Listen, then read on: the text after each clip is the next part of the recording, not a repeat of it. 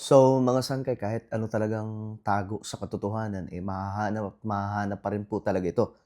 Ngayon kasi mga sangkay, nagkabistuhan nga po na itong pinuntahan ni Cabral, no, na hotel, mga sangkay, doon sa Baguio, ay pagmamay-ari po niya noon mga sangkay. Ito yung sinasabi ng kanyang driver na nag-check-in daw po sila doon, mga sangkay. Dati niya daw po itong pagmamay-ari. Ngayon, ang nakakagulat lang dito, mga sangkay, kasi ang nagmamay-ari na po nito ngayon o ang binentahan niya dito mga sangkay ay walang iba kundi ang sikat din pong pangalan ngayon na involved sa korapsyon. Pag-usapan po natin 'to mga sangkay. Naku, tumitindi po yung mga impormasyon na lumalabas. Anyway, bago tayo magtuloy-tuloy sa mga hindi pa po diyan nakakapag-subscribe sa ating YouTube channel, makikita niyo po yung subscribe button sa baba ng video na 'to. I-click niyo lamang po yung subscribe, i-click ang bell, at i-click niyo po yung all. Sa mga nanonood po sa Facebook, i-follow niyo po yung ating Facebook page. Okay, so, ayon nga po sa report mga sangkay, search warrant laban sa Ayon Hotel. So, ang pangalan po ng hotel na ito ay Ayon Hotel, mga sangkay. Ayon po sa balita, naglabas ng search warrant ang korte laban sa Ayon Hotel sa Baguio nitong Sabado, December 20, matapos tumanggi ang pamunuan na magbigay ng access sa CCTV footage at iba pang dokumento kaugnay kay dating Department of Public Works and Highways, DPWH Undersecretary Catalina Cabral. So, matindi pala talaga ang sekreto nito mga sangkay, no? Hindi po talaga basta-basta. Ayon nga po kay Bernardo, no? Kay dating Undersecretary Bernardo, si Cabral nga daw po mga sangkay yung utak, no, ng mga insertions ng mga kung papaano po pinaplano mga sangkay yung pagbibigay ng mga malalaking halaga ng proyekto. Siya po yun, siya yung tagaplano mga sangkay. So, kung wala po yung kumbaga approval ni Cabral, wala pong hindi po mga sangkay magpo-proceed papunta sa isang malaking proyekto, whether if it's a ghost project or talagang totohanan na proyekto. So siya daw po yung utak nito. Ayon sa report mga sangkay, nag-check-in umano si Cabral at ang driver niya dito nitong Webes. Ilang oras bago matagpo ang wala ng buhay mga sangkay ang dating opisyal sa gilid ng ilog doon po sa Benguet banda.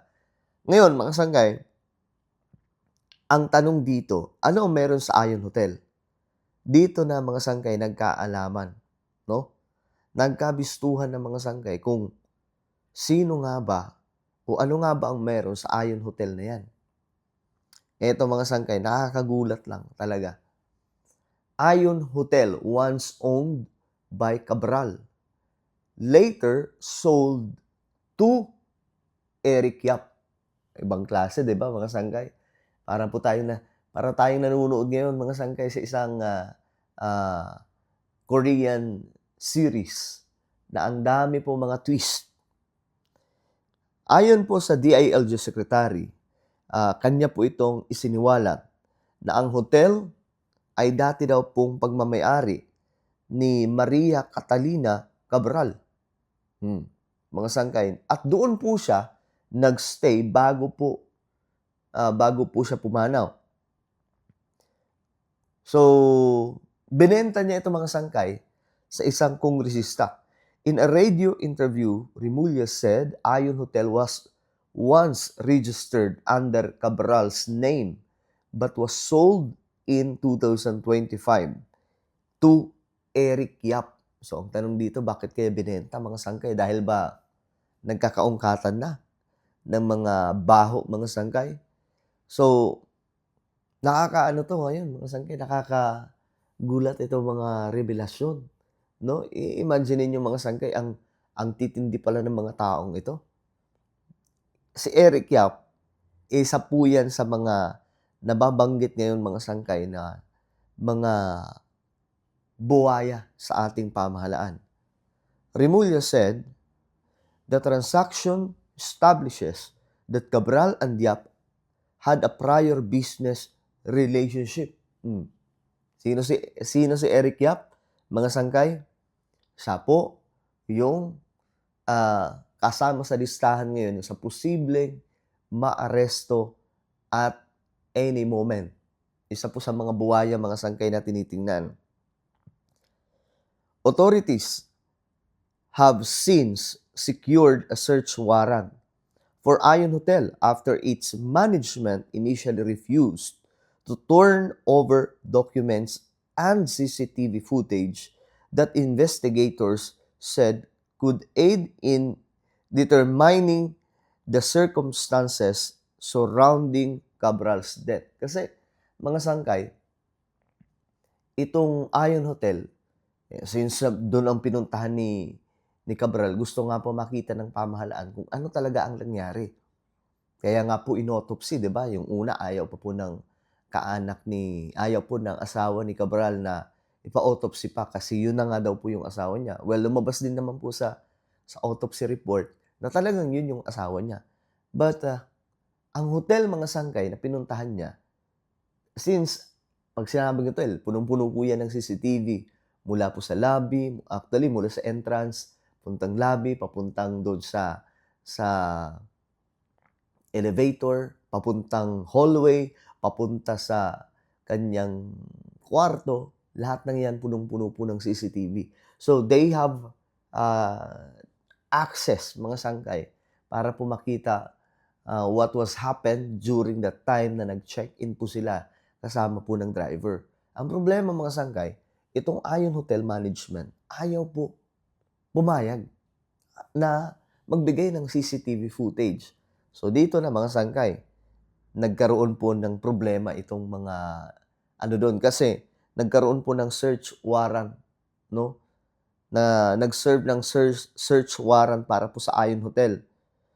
Hotel management earlier claimed that the request records were protected under the Data Privacy Act, but later clarified that it would cooperate with authorities through proper legal channels.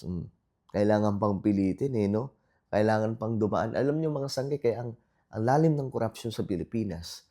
Kasi nga po, ginagamit din po nila yung batas natin to protect their own, yung dumi nila. Ganyan po katindi ngayon, mga sangkay. Kung ano yung nila, kung ano yung kalokohan nila. Hindi, kasi sabi ng batas, ganito eh. 'Di ba? Mga sangkay, imbis na makipag-cooperate na lang eh. Sabagay, sabi dito, mga sangkay, Yap has also been linked, Yap has also been linked to the alleged flood control project anomalies. Yung may-ari na po ngayon ng hotel na ito, nalilink, mga sangkay, sa flood control project anomalies after being connected to Silver Wolves Construction Corporation, a contractor that reportedly secured more than 16 billion na tumataginting sa DPWH projects. So ito siya. Actually, marami na pong, ang pagkakaalam ko, mga sangkay, 2022 pa lang, mayroon na pong nagrereklamo sa ombudsman, no? Dito sa mga Yap at iba pang mga pangalan, mga sangkay, na sangkot. Pero, mga sangkay, ang ombudsman at that time, tila baga walang pake. Alam niyo yung reason niya? Nung in-interview siya, alam mo ba to? Hindi ko alam yan eh. Hindi naman yan nakarating sa akin. Ano ba? Nagtatrabaho ba talaga siya o hindi? So, mga sangkay, sobrang weird, di ba?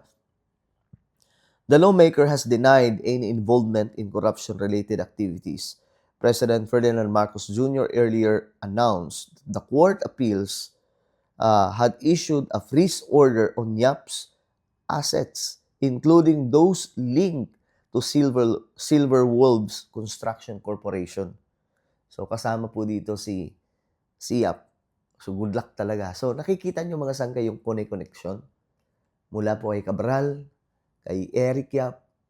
Si Eric Yap ay sangkot sa flood control na not just issue but it's rampant corruption in our government. And Cabral, mga sangkay, isa po sa nagmamaniubra sa mga insertion. So talagang hindi po basta-basta Itong pagkawala ni Cabral malaking bagay talaga 'tong mga sangkay. Pero siyempre, andiyan pa naman po talaga yung iba pa like, sila Bernardo, sila Alcantara, mga sangkay that willing to testify kung ano talaga yung nangyari. So, malaki pa rin po ang mangyayari mga sangkay kahit wala na po si Cabral. Ang mahalaga lang ngayon, nakikita po natin mga sangkay kung ano talaga yung totoo, 'no? Pambihira yung mga twist ngayon, eh, 'no? Well, ano po ang inyong opinion? Comment down below. Huwag niyo pong kalimutan na i-subscribe yung ating YouTube channel. God bless everyone.